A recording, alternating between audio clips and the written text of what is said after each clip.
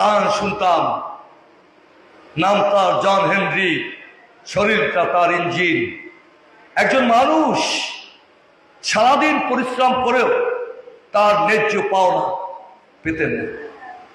ওই মার্কেট থেকে 8 ঘন্টার বেশি কাজ করা যাবে না, এই দাবিতে শুরু হয়েছে আন্দোলন। আন্দোলনে রক্তাক্ত হয়েছে, বিশ্ব মানবতা জাগ্রত হয়েছে। আজ 8 ঘন্টা কাজের দাবি বাস্তবায়িত হয়েছে। এবং আমরা দেখেছি জুলাই বিপ্লব কৃষি একই কায়দায় হয়েছে। আমরা দেখেছি আমাদের সন্তানরা কোঠা বিরোধী আন্দোলন করতে গিয়ে স্বৈরাচার বিরোধী আন্দোলনের রূপ হয়েছে।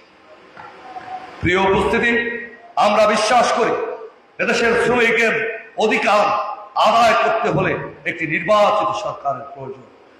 আপনাদের মনে আছে, যদি হাদিসের কথা উল্লেখ করি, হুজুর পাক সাল্লাল্লাহু আলাইহি সাল্লাম তিনি বলেছেন, শ্রমিকের ঘাম শুকাবার পূর্বেই তার পাওনা মিটিয়ে দেওয়া হোক।